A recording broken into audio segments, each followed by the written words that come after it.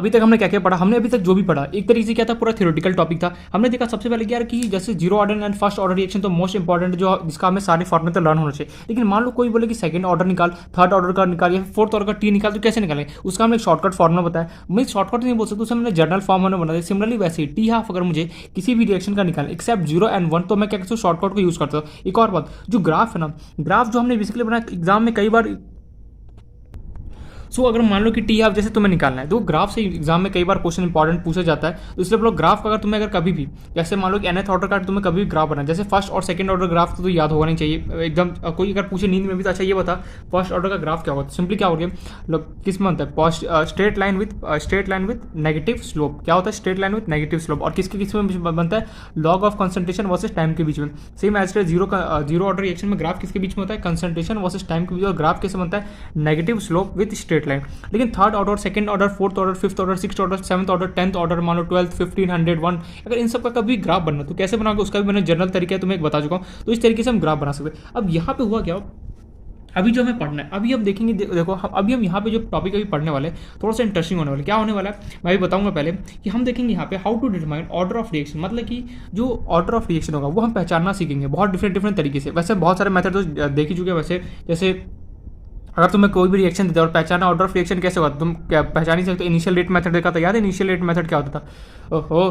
कुछ table type का बना होता था डेटा, और फिर उसमें से हम निकालते थे इनिशियल रेट मेथड उसको बोलते थे। इस तरीके से बहुत सारे मेथड जो हमें यहाँ पे पढ़ना है, ठीक है, तो पढ़ेंगे साथ में, ठीक है। ये सब कुछ हमने बेसिकली प्रीवियस वीडियो में देखा था। फिर मैंने एक इंपॉर्टेंट बताया था, ये नोट डाल के लिखा था क्या, टी हाफ जो होता है वो डायरेक्टली प्रोपोर्शनल होता है a0 की पावर 1 - n। इसका मतलब क्या, इसका मतलब यहाँ समझ में आएगा। देखो zero for first order reaction का टी हाफ कितना होता है, फटाफट बताओ क्विकली। फर्स्ट ऑर्डर जो तुम्हारे पास रिएक्शन होता है उसका टी हाफ कितना निकल के आता है, a0 डिवाइड बाई 2 क्या होता है। ये तो जीरो ऑर्डर का होता है क्या यार, मतलब जीरो ऑर्डर का टी हाफ कितना होता है, a0/2 क्या होता है। सिमिलरली फर्स्ट ऑर्डर जो होता है, फर्स्ट ऑर्डर का जो टी हाफ होता है वो किसके निकल के इक्वल होता है, याद करो 0.693 डिवाइड बाई के। अगर तुम्हें जैसे चलो सेकंड ऑर्डर का भी तुम लिख लो, सेकंड ऑर्डर का जो टी हाफ होता है वो कितना निकल के आता है, बस ऐसे ही बता रहा हूँ याद करने का। फर्स्ट और सेकंड याद होना चाहिए, और फर्स्ट ऑर्डर और जीरो ऑर्डर, फर्स्ट ऑर्डर और जीरो ऑर्डर का तुम्हें टी हाफ अच्छे से याद होना चाहिए। बाकी किसी भी ऑर्डर का, थर्ड ऑर्डर, फोर्थ ऑर्डर, किसी का भी अगर तुम्हें टी हाफ निकालना शॉर्टकट तरीके से निकाल सकते हो। किसी का भी अगर तुम्हें टी निकालना है कोई भी फर्स्ट और जीरो को छोड़ के तो भी तुम निकाल सकते हो। इसलिए जैसे सेकंड ऑर्डर का टी हाफ अगर मैं लिखना चाहिए कितना होता है, 1/k a0 के इक्वल होता है। सिमिलरली अगर मान लो थर्ड ऑर्डर है, थर्ड ऑर्डर का मैं टी हाफ निकालने चलूँ तो कितना निकल के आता है, 3/k a0 का स्क्वायर, और साथ में यहाँ पे 2 होता है, ठीक है। ऐसे सोन बहुत सारे कर सकते हैं। तो यार साइंटिस्ट लोगों ने ये देखा, मीन जो भी वहाँ पे थे यार, उन्होंने देखा कि जो टी हाफ है, टी हाफ और a0 में क्या कनेक्शन है, कनेक्शन मतलब उनके बीच में कुछ ना कुछ रिलेशन है। यहाँ पर भी a0 है, यहाँ पर भी a0 है, यहाँ पर भी a0 है, मतलब कि उन्होंने ये बोला जो टी हाफ होता है ना, टी हाफ और a0 में मतलब कुछ रिलेशन है। बहुत सारे जब ये फॉर्मूला ऐसे लिखते गए सबका टी हाफ, तो बोलता है ना एक ही चीज़ बार बार रिपीट करते चलोगे तो तुम्हें कुछ पैटर्न जैसा नजर आ जाता है। सिमिलरली उन्होंने ये नोटिस किया कि हर एक में टी हाफ में हर एक का निकाल लो, जैसे फर्स्ट का निकाला, जीरो का निकाला, सेकंड का, थर्ड, सो ऑन, ऐसे जिसका भी मैं निकाला इन सबके बीच एक पैटर्न बनाओ, एक रेगुलर पैटर्न जिसको फॉलो करे। उसी पैटर्न को इन लोगों ने यहाँ पे लिखा, टी जो हाफ होता है वो डायरेक्टली प्रोपोर्शनल इसके a0 1 - n से। जैसे फॉर एग्जाम्पल जैसे मान लो जीरो ऑर्डर के लिए तुम इसको अप्लाई करो, जीरो ऑर्डर के लिए तुम अगर अप्लाई करोगे T half is directly proportional to a0 1 n की जगह क्या लिखो, जो n क्या होता है यहाँ पे order of reaction, zero order के लिए n कितना होगा, जीरो। देखो यहाँ से सॉल्व करो, टी हाफ कितना निकल के आया, a0 1 - 0 करो कितना होगा 1, a0 की पावर 1 करो कितना होगा a0। देखो यहाँ पे टी हाफ क्या डायरेक्टली प्रोपोर्शनल है किसके, a0 के, बिल्कुल सही। सिमिलरली फर्स्ट ऑर्डर के लिए अगर तुम टी हाफ निकालना चाहो इससे a0 1 n की जगह कितना होगा 1 is directly proportional to a0 1 - 1 कितना होगा 0, एनीथिंग की पावर 0 कितना होगा 1। देखो फर्स्ट ऑर्डर रिएक्शन में क्या कहीं पर भी a0 है, मतलब कि T half is directly proportional to 1 आ गया। मतलब कि मैं यहाँ पे ये बोल सकता हूँ जो फर्स्ट ऑर्डर रिएक्शन है वो क्या a0 से इंडिपेंडेंट है। देखो यहाँ पे a0 वाला टर्म है बिल्कुल भी नहीं है। सिमिलरली तुम सेकंड ऑर्डर को करोगे तो देखना, सेकंड ऑर्डर के लिए अगर तुम टी हाफ निकालने चलो तो कितना निकल गया a0 1 - 2 करो, सॉल्व करो इसको, a0 1 - 2 कितना होगा -1, इसको जब लिखोगे 1/a0। टी हाफ का रिलेशन a0 के साथ कितना होगा, इनवर्सली प्रोपोर्शनल। देखो टी हाफ का रिलेशन a0 के साथ इनवर्सली प्रोपोर्शनल। सो ऑन ऐसे कि थर्ड ऑर्डर के निकालोगे तो a0 के स्क्वायर को, मतलब कि यहाँ पे ये देखा कि जो मेरे पास जो टी हाफ होता है मैं हर एक का निकाला, कुछ ना कुछ का एक पैटर्न फॉलो कर रहा था। उसी पैटर्न को क्या इन लोगों ने यहाँ पे लिख दिया क्या क्या बोला इन लोगों ने, जो टी हाफ होता है वो डायरेक्टली प्रोपोर्शनल होता है किसके, ए नॉट से, ए नॉट की 1 माइनस ए नॉट की पावर 1 माइनस एन क्या होता है, ऑर्डर ऑफ रिएक्शन होता है। मतलब उन्होंने ये बोला जो टी हाफ और ए नॉट में क्या रिलेशन होगा उसको अगर मुझे जानना है तो सिंपली मैं इस वाले फॉर्मूले से क्या कर सकता हूँ, बता सकता हूँ कि टी हाफ और ए नॉट का बेसिकली क्या रिलेशन है वो मैं देख के बता सकता हूँ। मतलब कोई बोले जैसे तुम्हें किसी ने बोला फोर्थ ऑर्डर रिएक्शन, ठीक है, फोर्थ ऑर्डर मान लो कोई रिएक्शन है, तुमसे ये पूछा किसी ने, अच्छा ये बताओ टी हाफ और ए नॉट में बेसिकली, टी हाफ और ए नॉट में बेसिकली फोर्थ ऑर्डर में क्या रिलेशन हो सकता है। सिंपली क्या करो, यहाँ पे 1 माइनस 4 करो, कितना हो गया, -3 हो गया। तो मतलब तुम बोल सकते हो टी हाफ और जो ए नॉट होगा वो क्या होगा, ए की पावर -3 जैसे रिलेशन, मतलब कि 1 अपॉन ए क्यूब का कुछ रिलेशन होगा, इन्वर्सली प्रोपोर्शनल होगा, बट क्या होगा, क्यूब होगा। मतलब कि तुम यहाँ से ये बोल सकते हो कि टी हाफ और अगर तुम्हें ए नॉट का कभी भी अगर कोई रिलेशन पूछे तो सिंपली यहाँ से तुम बता सकते हो कि टी हाफ और ए नॉट के बीच में उस ऑर्डर का क्या रिलेशन है वो यहाँ पे बता सकते हो। इसका यूज़ ना अब देखना, अभी मैं नेक्स्ट जो टॉपिक आने वाला how to determine order of reaction में भी इसका मैं बहुत ज़्यादा यहाँ पे यूज़ करूँगा, इसे क्वेश्चन भी करूँगा बहुत सारे, देखना वो क्या होता है। बट फिलहाल के लिए बस इतना समझो कि हम किसी भी रिएक्शन का, मैं किसी भी रिएक्शन को देख के मतलब तुम ये बता सकते हो जो टी हाफ है और ए नॉट उसमें क्या रिलेशन हो, कैसे बताओगे, सिंपली ये वाला फॉर्मुला यूज करोगे। जैसे फर्स्ट ऑर्डर रिएक्शन होगा तो एन की जगह क्या पुट करोगे, 1 पुट करोगे, 1 माइनस 1 कर देखो 0, तो T half is directly proportional to A naught होगा। चलिए देखो जब फर्स्ट ऑर्डर रिएक्शन के लिए पुट करोगे तो टी यहाँ पे क्या पुट करोगे, 1 पुट करोगे, तो 1 माइनस 1 कितना होगा, 0। तो मतलब कि टी हाफ जो होगा वो फर्स्ट ऑर्डर रिएक्शन के बिल्कुल डिपेंड ही नहीं करेगा नॉट। देखो यहाँ पे सेकंड ऑर्डर रिएक्शन के एन की वैल्यू 2 करूँगा तो यहाँ पे हमने देखा T half is inversely proportional to A naught. मतलब कि तुम ये बता सकते हो इसको देख के, इस वाले फॉर्मूले को देख के ये प्रेडिक्ट कर सकते हो कि टी हाफ और ए नॉट के अंदर क्या रिलेशन है बेसिकली, वो यहाँ से मैं बता सकता हूँ। अच्छा ये बात तो समझ में गया। अब हम चलना है नेक्स्ट जो हमारे इसी में टॉपिक है उस पर देखते हैं, how to determine order of reaction. मतलब कि तुम कोई भी रिएक्शन को देखे तुम्हें ये बताना कि how to determine order of reaction. वैसे तो ऑलरेडी कर चुके हैं, हमने कर चुके हैं बहुत सारे क्वेश्चन को प्रैक्टिस, बस कुछ नहीं, एक सेपरेट सा टॉपिक है, थोड़ा बहुत देखो काम हो जाएगा अपना। नेक्स्ट जो टॉपिक है उसका नाम है how to determine, how to या फिर मेथड्स कर दो, मेथड्स टू, कौन कौन से मेथड्स है हमारे पास, methods to determine order of reaction. कौन कौन से हमारे पास मेथड है जिससे मैं ऑर्डर ऑफ रिएक्शन को डिटरमाइन कर सकता हूँ, मीन्स बता सकता हूँ ये फर्स्ट ऑर्डर है, सेकंड ऑर्डर है, जीरो ऑर्डर है, ब्ला ब्ला सो ऑन ऐसे। तो पहला मेथड आता है जिसका नाम है हमारे पास हाफ लाइफ मेथड। हाफ, ये वाला फॉर्मूला ना बहुत जगह यूज़ करने वाले, इसी फॉर्मूले का नाम होता है हाफ लाइफ मेथड, ठीक है, बताऊँगा पूरा डिटेल में। हाफ लाइफ मेथड, पहला मेथड का नाम होता है हाफ लाइफ मेथड। दूसरा है उसका नाम है ग्राफिकल मेथड। ग्राफ को देख के भी तुम प्रेडिक्ट कर सकते हो कि कौन से ऑर्डर का रिएक्शन है, ग्राफिकल मेथड। एंड जो थर्ड जो हमारे लिए आता है उसका नाम इंटीग्रेटेड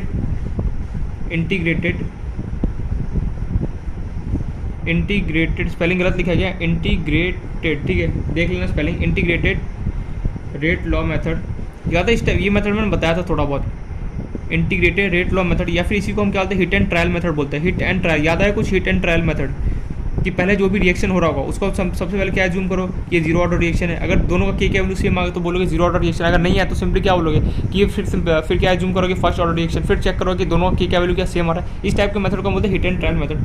फोर्थ जो है ये तो हम पूरा डिटेल में देखिए जिसका नाम था initial rate method. Initial rate method, याद है इनिशियल रेट मेथड क्या होता है, मैंने पूरा एक अलग से टॉपिक बताया था इनिशियल रेट मेथड का। तुम्हारे पास क्या होगा, टेबल गिवन होगा, उस टेबल को देख के तुम्हें उस क्वेश्चन को सॉल्व करना, कुछ क्वेश्चन दिया होगा, उसी को मेथड को उस मेथड को हम क्या नाम दिया, इनिशियल रेट मेथड बोला गया।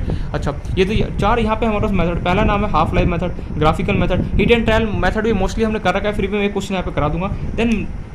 देन फोर्थ वन है जो उसका नाम है इनिशियल रेट मेथड, ये मैं पूरा डिटेल में बता चुका हूँ, ठीक है, इसको मैं यहाँ पे रिपीट नहीं करना। ये चार हमारे पास टोटली मेथड है, एक एक करके हमें सारे मेथड को क्या करना पढ़ना है डिटेल में। तो सबसे पहले हम स्टार्ट करेंगे इस मेथड का नाम है हाफ लाइफ मेथड, उसका हम करेंगे ग्राफिकल मेथड, फिर हिट एंड ट्रायल मेथड, फिर लास्ट में इनिशियल रेट मेथड, तो मैं ऑलरेडी बता चुका हूँ जो कि यहाँ पे मैं रिपीट नहीं करना वाला, ठीक है। तो स्टार्ट करते हैं हाफ लाइफ मेथड की। हाफ लाइफ मेथड होता क्या है, कैसे क्वेश्चन को सॉल्व किया जाएगा, वो सब कुछ हमें यहाँ पे अब देखना है।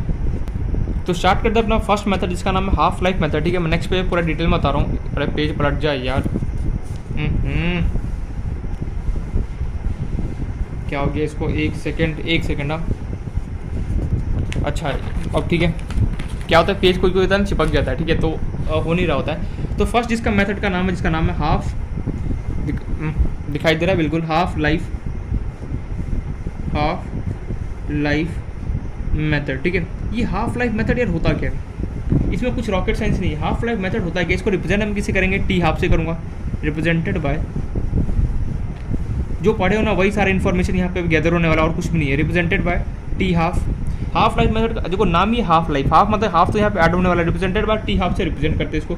अच्छा अब ये हाफ लाइफ मेथड होता क्या है, तो एक बात बताओ, जीरो ऑर्डर रिएक्शन के लिए टी हाफ क्या होता था, जीरो ऑर्डर रिएक्शन के लिए अगर मैं टी हाफ लिखना चाहूँ, क्या फॉर्मूला क्या होता था टी हाफ का, टी हाफ इक्वल टू मेरे पास होता था ए नॉट डिवाइड बाय 2k। यार ये सब चीज़ तो बेसिक चीज़ें, ये सब याद होना चाहिए। जैसे जीरो ऑर्डर रिएक्शन का टी हाफ कैसे निकाल सकते हो, फर्स्ट ऑर्डर का क्या होता है टी हाफ, ये दोनों तो तुम्हें याद होना चाहिए। बाकी जिस भी ऑर्डर कर में तुमसे टी हाफ पूछू तो क्या वो जनरल फॉर्म में जो बताते याद तो 2 की पावर n-1 डिवाइड बाय के, ऐसा कुछ फॉर्मूला था, भूल गए इतनी जल्दी? ओहो, अगर इतनी जल्दी भूल गए तो फिर प्रॉब्लम आना। इसलिए बोला कि याद होना चाहिए सारी चीज़ यहाँ पे, क्योंकि फॉर्मुला ही मेन है यहाँ पे केमिकल कंडीशन, फॉर्मुला और कैलकुलेशन। जिसको ये अच्छे से ये पता है इजीली क्वेश्चन को सॉल्व कर सकता है। सिमिलरली जैसे अगर मैं फर्स्ट ऑर्डर रिएक्शन अगर मैं टी हाफ लिखना चाहूँ, फर्स्ट ऑर्डर, बस कुछ नहीं याद दिला रहा हूँ पुरानी चीज़ों को। फर्स्ट ऑर्डर रिएक्शन अगर मैं टी हाफ अगर मैं लिखना चाहूँ, वो सिंपली किसके इक्वल होगा बताओ? 0.693 डिवाइड बाय क्या होता था, के इक्वल होता। सिमिलरली अगर मैं बोलूँ तुम्हें सेकंड ऑर्डर रिएक्शन का अगर तुम टी हाफ लिखो तो सिंपली क्या लिख सकते हो, याद करो फटाफट। टी हाफ इक्वल मैं लिख सकता हूँ 1/k/a0 सोन, ऐसे में third order fourth order simply किसी का भी लिख सकता हूँ। यदि हाफ लाइफ मेथड होता है क्या, हाफ लाइफ मतलब होता है टी हाफ निकालना, लेकिन ये रियलिटी में एग्जैक्टली में थोड़ा सा डिफरेंट है। ठीक है, पहले तो ये समझो कि हाफ लाइफ मेथड को रिप्रेजेंट किससे करते हैं, टी हाफ से करते हैं। और कोई भी रिएक्शन अगर तुमसे अगर टी हाफ पूछे तो सिंपली ये लिखोगे। लेकिन यहाँ पे हाफ लाइफ मेथड होता है ना, जो ये जो टी हाफ है उससे थोड़ा सा डिफरेंट होता है। क्या हाफ लाइफ मेथड का एक फॉर्मूला आता है हमारे पास, क्या T half is directly proportional to A naught, जो हमने अभी तक पढ़ा, ए नॉट की पावर 1 - n। मैंने ऑलरेडी ये सब डिस्कस कर चुका, अभी प्रीवियस में भी हमने जस्ट अभी देखा था।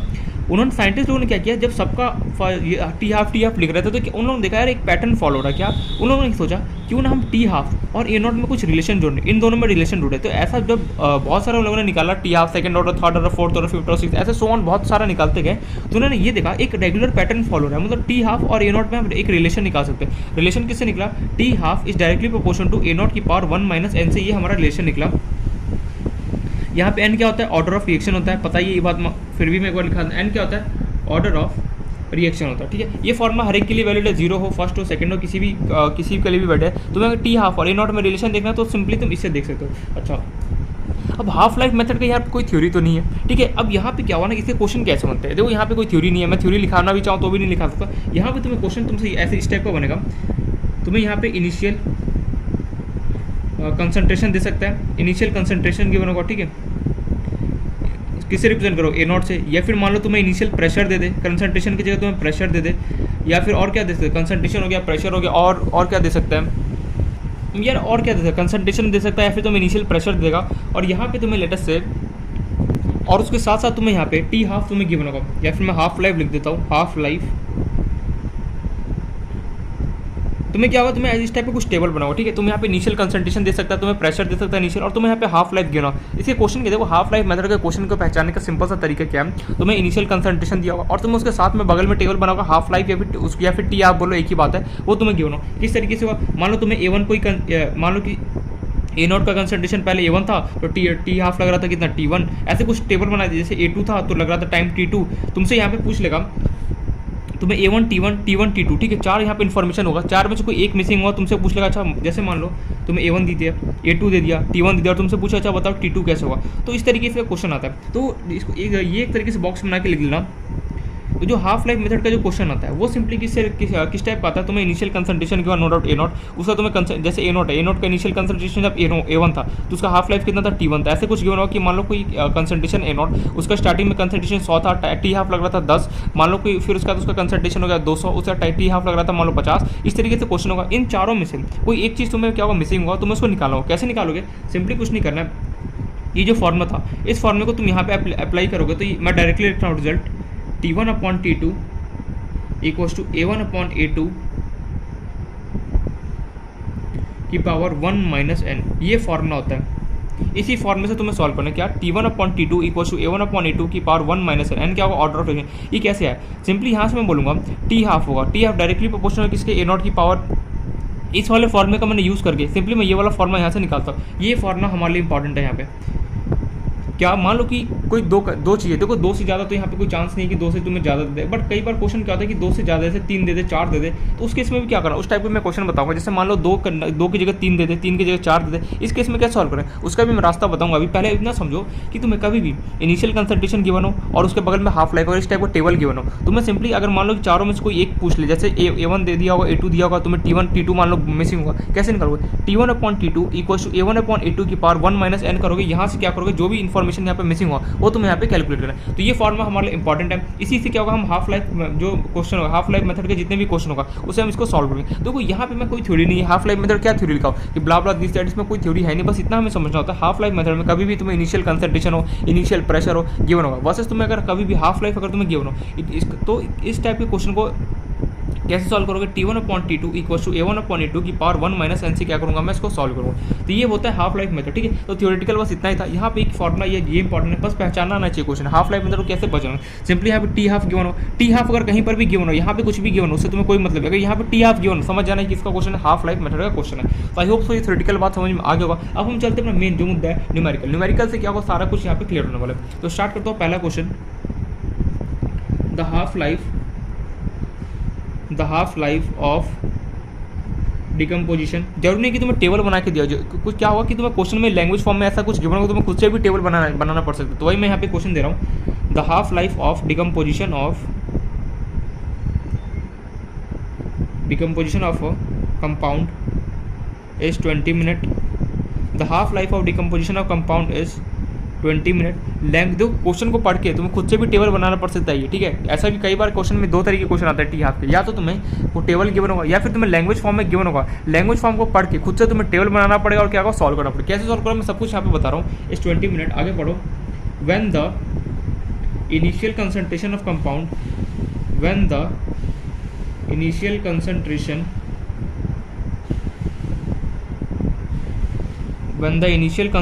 of compound is double, when the initial concentration of compound is double, half life reduces 10 minutes। तुमसे पूछा जा रहा है फाइंड ऑर्डर ऑफ रिएक्शन, ठीक है। ये हमारा क्वेश्चन है, कोई टेबल फॉर्म नहीं करे तो मैं खुद से पहचाना ये हाफ लाइफ मेथड का क्वेश्चन है फिर किसका सॉल्व है। क्वेश्चन पढ़ो एंड खुद से समझने की कोशिश करो यहाँ पे कि बोला क्या जा रहा है यहाँ पे हमें। तो सबसे पहले मुझे ये देखना क्या ये हाफ लाइफ मेथड का क्वेश्चन है या फिर नहीं, कैसे पहचानूंगा। क्वेश्चन में कभी भी हाफ लाइफ जैसा वर्ड मिल जाए समझ जाना ये हाफ लाइफ मेथड का क्वेश्चन है। तो यहाँ पे बोला जा रहा है the half life of decomposition of compound, कोई कंपाउंड उसको जब मैं डिकम्पोज कर रहा हूँ उसमें मुझे टाइम लग रहा है कितना 20 मिनट। अब बोला जा रहा है जब मैं उसका इनिशियल कंसंट्रेशन को मैं डबल कर देता हूँ तो हाफ लाइफ कितना हो जाता है, रिड्यूस हो जाता है 10 मिनट। तुमसे पूछा फाइंड ऑर्डर ऑफ रिएक्शन, कैसे सॉल्व करोगे। तो इतना समझ में आया कि हाफ लाइफ का क्वेश्चन कैसे होगा। ये वर्ड यहाँ पे गिवन है तुम्हें हाफ लाइफ, समझ जाना ये हाफ लाइफ का क्वेश्चन है। उसका दोबारा भी देखो यहाँ पर भी हाफ लाइफ है, दो बार हाफ लाइफ यहाँ पे यूज किया गया, मतलब कि हाफ लाइफ मेथड का शॉर्ट क्वेश्चन है। लेकिन यार ये हाफ लाइफ मेथड के जितने भी क्वेश्चन है उसमें तो मुझे टेबल बना के सॉल्व करना पड़ता है। अब मैं कैसे सॉल्व करूंगा, मैंने बोला कुछ मत कर, इस लैंग्वेज को पढ़ और टेबल बनाने की कोशिश कर। कैसे बनाएंगे देखो ध्यान से।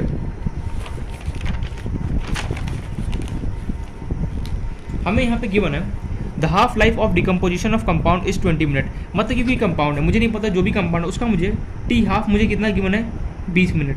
पहले इन्फॉर्मेशन लिखना स्टार्ट करो। उसके बाद मुझे आगे बोला जा रहा है when the initial concentration of compound is double. भैया यहाँ पे इनिशियल कंसंट्रेशन क्या क्वेश्चन मुझे कहीं गिवन है, बिल्कुल नहीं। तो मैंने अपने मन से माना let initial concentration is X या फिर ए नॉट, जो मन करे। लेट इनिशियल कंसंट्रेशन इज, जो भी अल्फाबेट मन करे मान सकते हो, A B C D X Y Z A कुछ भी। लेट इनिशियल कंसंट्रेशन इज क्या मानूँ, ए बी सी डी क्या मानूँ या फिर एक्स मानूँ, जो बोलो मैं वो मान सकता हूँ, मुझे कोई प्रॉब्लम नहीं यहाँ पे। ए बोलोगे तो ए मानूंगा, एक्स बोलोगे एक्स मानूंगा, वाई मानूंगा, कुछ भी कोई भी। तो मैं यहाँ पे देखो मैं यहाँ पे क्यों माना, क्योंकि देखो when the initial concentration of compound is double, बोला जा रहा है जो इनिशियल कंसंट्रेशन था कंपाउंड वो डबल हुआ। लेकिन भैया इनिशियल कंसंट्रेशन कितना था ये तो मुझे बता दे। तो यहाँ पे मुझे कहीं पर भी इनिशियल कंसंट्रेशन के बारे में इन्फॉर्मेशन गिवन नहीं है। तो मैं ये समझूंगा इनिशियल कंसंट्रेशन जो है वो कोई भी एक अल्फाबेट एज्यूम कर लेते से मैंने एक्स मान लूँ या फिर चलो ए मान लेता हूँ, कुछ भी मान सकता हूँ। आगे पढ़ो, बोले when the initial concentration of compound is double, मतलब कि जब इनिशियल कंसंट्रेशन को मैं डबल करता हूँ, डबल मतलब कितना 2 है, तो मेरे पास टी हाफ की initial when the initial concentration compound is double half life reduce 10 minute. मतलब कि जो इसका जब मैं जो ए था इसको जब मैं डबल करता हूँ तो इसका जो हाफ लाइफ था मतलब कि जो टी हाफ था इसका वो क्या हो रहा है मेरे पास रिड्यूस हो रहा है कितना 10 मिनट। मतलब इसका टी हाफ मुझे गिवन कितना 10 मिनट।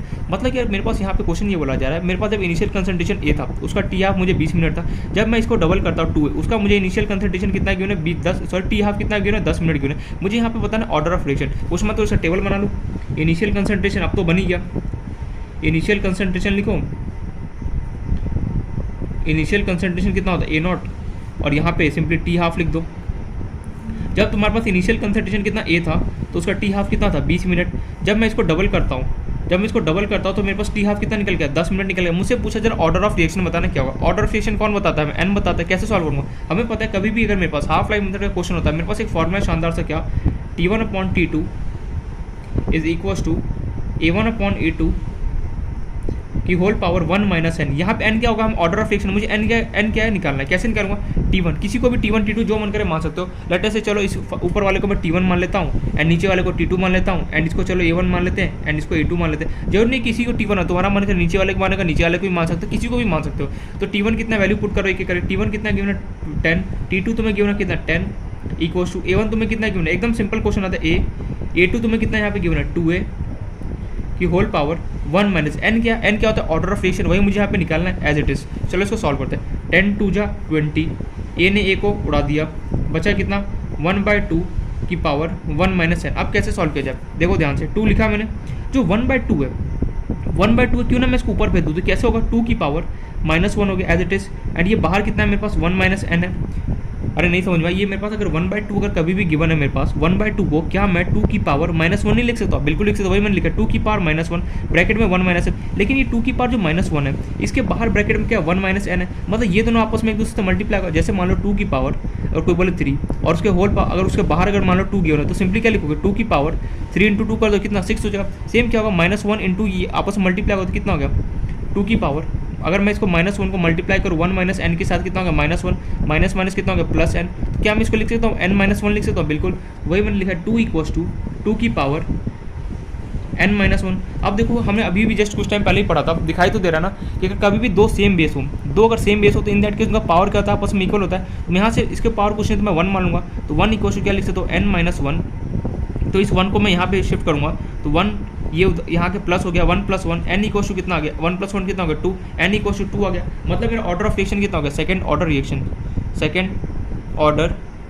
रिएक्शन, खत्म कहानी। एकदम इतना सिंपल क्वेश्चन था यार। यहाँ पे सिंपल क्या था, सिंपल तो मुझे कुछ समझ ही नहीं है। मैं यहाँ पे ये बोल रहा हूँ, देखो एक सेकंड के लिए पहले देखो, कभी भी हाफ लाइफ मेथड का क्वेश्चन है, तुम्हें क्या होगा, कई बार क्या होता है तुम्हें डायरेक्टली टेबल ना गिवन होगा, तुम्हें क्वेश्चन में इन्फॉर्मेशन गिवन होगा, इन्फॉर्मेशन को पढ़ के मुझे क्या होगा टेबल बनाना पड़ेगा। अब मैं टेबल कैसे बनाऊंगा, मुझे क्वेश्चन में इनिशियल कंसंट्रेशन क्या होना, कोई भी चर्चा नहीं था, तो मैंने उसको एज्यूम किया तुम कुछ भी मान सकते हो, एक्स मानो, वाई मानो, जेड मानो, डब्ल्यू मानो, कुछ भी मान सकते हो अल्फाबेट। तो तुम्हें बोला जा रहा है जब उसका इनिशियल कंसंट्रेशन ए था तो उसका टी हाफ तुम्हें कितना गिवन था 20 मिनट था। जब तुमने इनिशियल कंसंट्रेशन को डबल किया, मतलब ए से डबल कितना होगा 2 ही होगा, तो उसका टी हाफ कितना 10 मिनट लगा। तुमसे ये पूछा जा रहा है ऑर्डर ऑफ रिएक्शन बताओ कितना होगा। यार ऑर्डर ऑफ रिएक्शन कैसे बताऊंगा, सबसे पहले तो मुझे ये पता चलेगा हाफ लाइफ मेथड का क्वेश्चन है। अब ऑर्डर ऑफ रिएक्शन बताना है, मुझे ये भी इन्फॉर्मेशन गिवन है, A1 A2 T1 T2 ये भी गिवन है। मुझे ऑर्डर ऑफ रिएक्शन निकालना है, कैसे निकालूंगा, सिंपली पता है T1/T2 इक्वल्स टू A1/A2 की पावर 1 माइनस एन होता है। तो ये मुझे n निकालना है, बिल्कुल निकाल सकता हूँ, किसी को भी T1 मानो, किसी को भी T1 मानो, A1 A2 माना, पुट किया। यहाँ पे मेन इसको सॉल्व करता है 2 की पावर -1 है, ये -1 क्या होगा 1 माइनस एन से मल्टीप्लाई होगा, ये -1 था, बाहर कितना होगा 1 माइनस एन से मल्टीप्लाई होगा,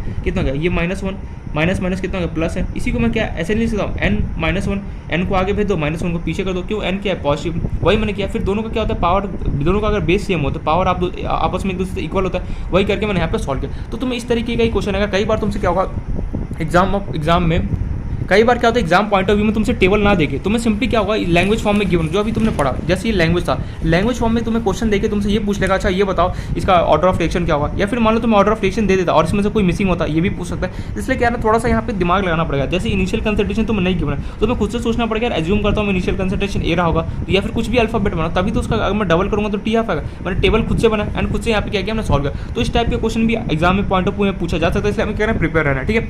अब चलते हैं नेक्स्ट क्वेश्चन की तरफ। नेक्स्ट न्यूमेरिकल देखते हैं। देखो जितना प्रैक्टिस करोगे, सीधा सीधा बात है, जितना प्रैक्टिस करोगे क्या हो उतना क्या हो तुम्हारा नॉलेज गेन होगा, ठीक है। तो नेक्स्ट क्वेश्चन है हमारे पास, दिखाई दे रहा है, एक सेकंड, हाँ नेक्स्ट क्वेश्चन है हमारे पास। चलो मैं यहाँ पे प्रेशर ले लेता हूँ फॉर अ गैसियस, इस बार प्रेशर के साथ खेलते हैं। फॉर अ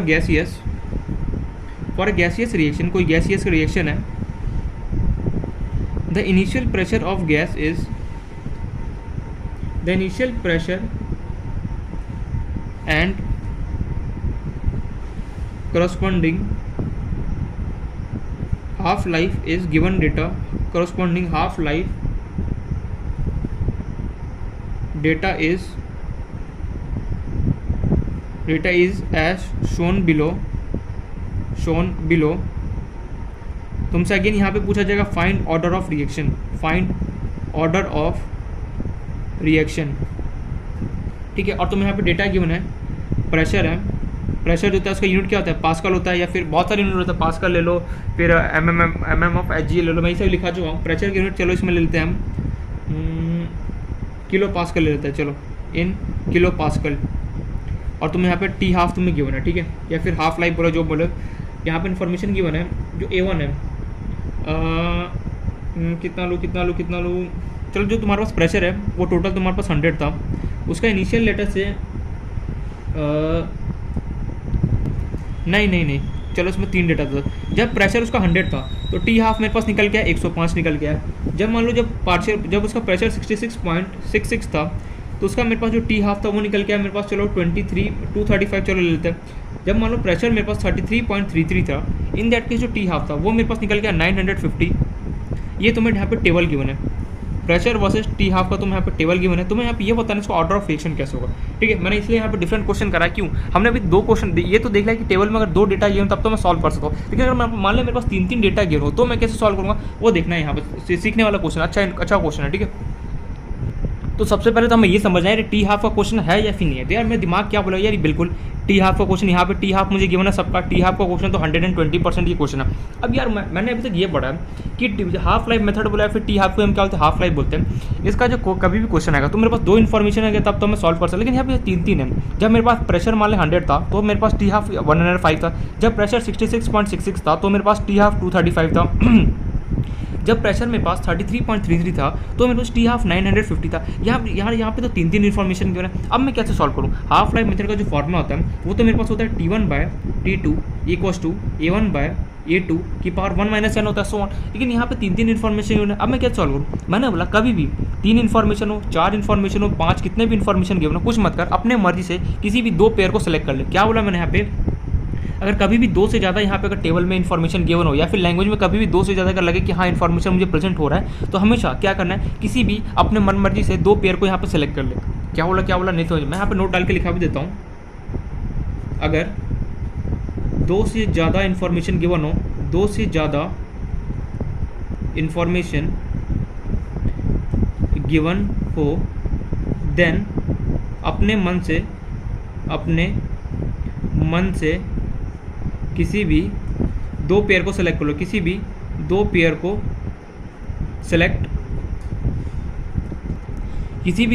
सेलेक्ट कर लो, ठीक है। मतलब यार यहाँ पे ये बोला जा रहा है कभी भी 2 से ज़्यादा यहाँ पे अगर इन्फॉर्मेशन गिवन हो, मेरी मर्जी से मैं क्या करूँ, कोई भी यहाँ पे 2 पेयर को सेलेक्ट कर लो, कोई भी, जरूरी नहीं कि कोई भी, मान लो कोई भी 2 पेयर जो तुम्हें अच्छा लगे यहाँ पे उसको सेलेक्ट करो। जैसे लेकिन मैं यहाँ पे एक सजेशन यहाँ पे देना चाहूँगा कि कोई भी 2 पेयर को सेलेक्ट करो, इससे बेटर ये यहाँ पे रहता है ऐसे पेयर को सेलेक्ट करो जिसका क्या हो कि कैलकुलेशन इजी हो, मतलब कि काटाखोटी हो जाए। जैसे 66.66 है और 33, ये दोनों आपस में कैंसिल आउट हो, क्यों, क्योंकि 33.33 के टेबल में 66 2 टाइम से करता है। मीन्स ऐसे 2 पेयर को सेलेक्ट करने की कोशिश करो जो क्या होगी काटाखोटी, जिसका कैलकुलेशन थोड़ा सा ईजी रहे। तो मैंने क्या किया, इन दोनों पेयर को सेलेक्ट कर लिया। अब किसी को भी T1 T2 A1 A2 नाम दे दो। चलो मैं इसको देता हूँ T1, इसका नाम दे दिया T2, इसका नाम दे दिया A1, इसका नाम दे दिया A2। किसी को भी दे सकते हो, जरूर नहीं कि इसको T1 इसको T2 दे, तुम्हारा मन करे इसको, तुम्हारा मन करे T2 दो, इसका तुम्हारा मन करे T1, किसी को भी कुछ भी दे सकते। अब अगेन वही फॉर्मूला लिखूंगा मैं, T1/T2 is equals to A1/A2 की पावर 1 - n। मुझे निकालना है कि ऑर्डर ऑफ रिएक्शन, मतलब कि मुझे n का वैल्यू निकालना है। T1 कौन है, 235, सॉरी T1 हमारे पास कितना था, 235 बिल्कुल सही। T2 कितना है, 950 इक्वल्स टू A1 कितना है, 66.66 डिवाइड बाय A2 कितना है तुम्हारे पास, 33.33 होल पावर 1 - n। अब हम इसको सॉल्व करना है। 33 के टेबल में 66 कितना 2 टाइम्स में आता है, देखो 33.33 इंटू 2, 3 2 6 3 6 66, देखो ये गया 2 से, ठीक है। अब बचाइए 235 को किससे में कर, 235 के टेबल में क्या 950 आता है, 235 के टेबल में 950 चेक करते चलो, 235 के टेबल में 950 किससे चेक कर, काटाकुटी करना पड़ेगा। चलो कोई नहीं, यहाँ पे वही कैलकुलेशन का थोड़ा सा पार्ट होता है ना, वो मुश्किल से हो जाता है।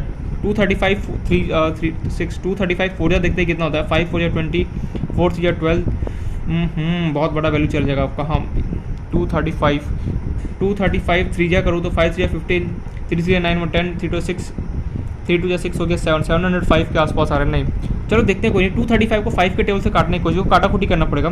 5 के टेबल में 235 आता है, बिल्कुल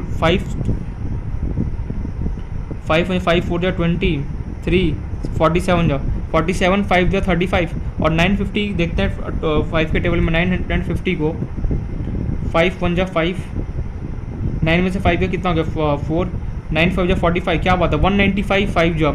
तो ये बेसिकली हो गया मेरे पास 47 डिवाइड बाय 190 इक्वल्स टू 2 की पावर 1 माइनस एन। अच्छा, अब 47 के टेबल में क्या 190 आता है, चलो देखते हैं। 47 4 जा 7 4 जा 28, 4 4 जा 16, 188, मतलब कि बस अप्रॉक्स 190 के बहुत करीब है। मतलब कि तुम एक चीज़ हमेशा देखना कि हाफ लाइफ मेथड में हम कई बार अप्रॉक्सीमेट वैल्यू भी लेते हैं। जैसे मान लो तुम्हें यहाँ पे 190 और तुम्हें यहाँ पे आ रहा है 188 आ रहा है, तो तुम ये एज्यूम कर लोगे कि ये 1/4, इसको 47 के टेबल में 190 आता है। कैसे एज्यूम किया, देखो 47 4 जा मैंने मल्टीप्लाई किया, 47 4 जा मेरे पास है 188, लेकिन मेरे पास डिवाइड में 190 है। तो कई बार हम अप्रॉक्सीमेट मान लेते हैं कि बिल्कुल 188 जो है 188 होगा, क्या होगा 190 के बहुत करीब है। तो मैं ये मान के चलूँगा कि 47 के टेबल में क्या होगा 190 आएगा, किस 4 जा, ठीक है, क्योंकि बहुत उसके करीब है। ऐसा मत करना कि 180 आ रहा है और तुम्हारे पास 190 है फिर भी तुम अप्रॉक्सीमेटली फॉर्म एक दो अगर छोटा मोटा का गैप होता है तो हम उसको मैनेज कर लेते हैं। क्यों, हाफ लाइफ मेथड देखो ये सब एक्सपेरिमेंटल डेटा है, तो एक्सपेरिमेंट थोड़ा बहुत अगर इधर उधर हो तो उससे कोई फर्क नहीं पड़ता।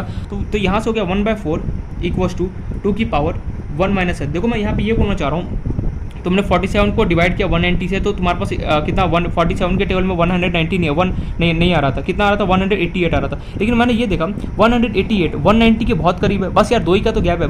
तो फिर मैंने ये सोचा क्यों ना मैं अप्रॉक्सीमेटली ये मान लो कि 47 के टेबल में 190 आता है, कितने टाइम से 4 जा, वही क्या। अब 1/4 को मैंने क्या किया, चला कीजिए 4 की पावर -1 लिख सकता हूँ बिल्कुल, 2 की पावर 1 माइनस एन। अब ये जो 2 है ये डिमांड कर रहा है काश यार यहाँ पे 2 मेरे पास हो जाता तो मेरा किस्मत बन जाता। मैंने बोला बिल्कुल सही। अब इसको 2 कैसे बना जाए, तो मैंने यहाँ पे ओहो एक सेकंड कैमरा फिर टेढ़ा हो गया, कोई नहीं। अब मैंने बोला ये 4 को 2 कैसे बनाओ, मैंने बोला यार क्यों ना 2 की पावर 2 कर दे और बाहर तो मेरे पास कितना -1 इक्वल्स टू 2 की पावर 1 माइनस 1। अरे 2 का स्क्वायर कितना होता है 4 होता है ना, तो 4 को मैंने लिख दिया 2 का स्क्वायर। तो ये 2 की पावर 2 इंटू -1 कितना हो गया -2 इक्वल्स टू कितना हो गया 1, 2 की पावर 1 माइनस एन। अब देखो दोनों का बेस क्या सेम है, दोनों का अगर मेरे पास बेस अगर सेम होगा तो क्या होता है पावर आपस में इक्वल होगा। तो -2 इक्वल्स टू कितना होगा 1 माइनस एन।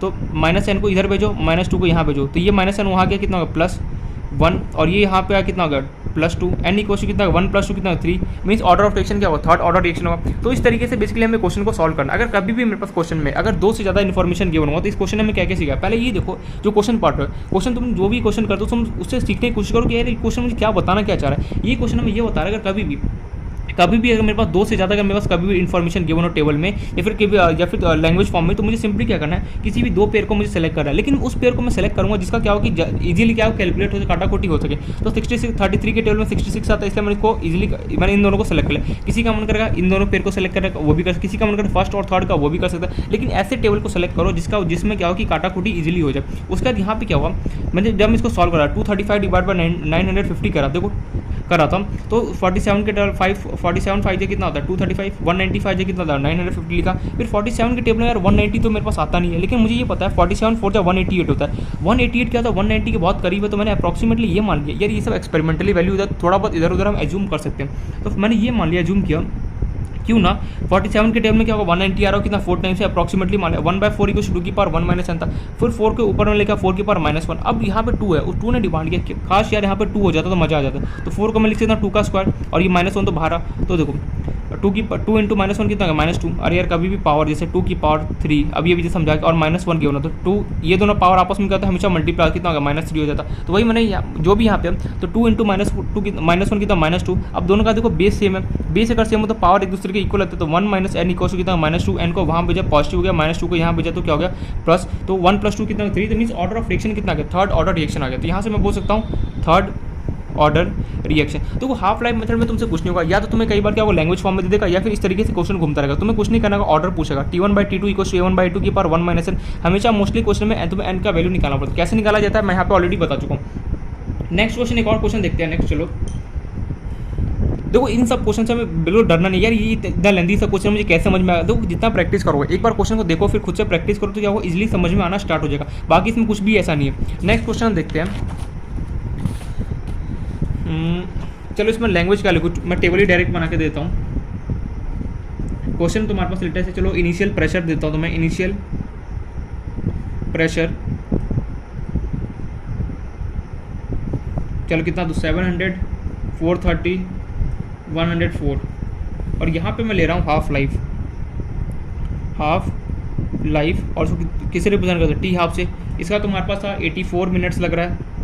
जब 430 जब टोटल इनिशियल प्रेशर था उसको तुम्हें कंप्लीट होने में 83.5 मिनट लग रहा है।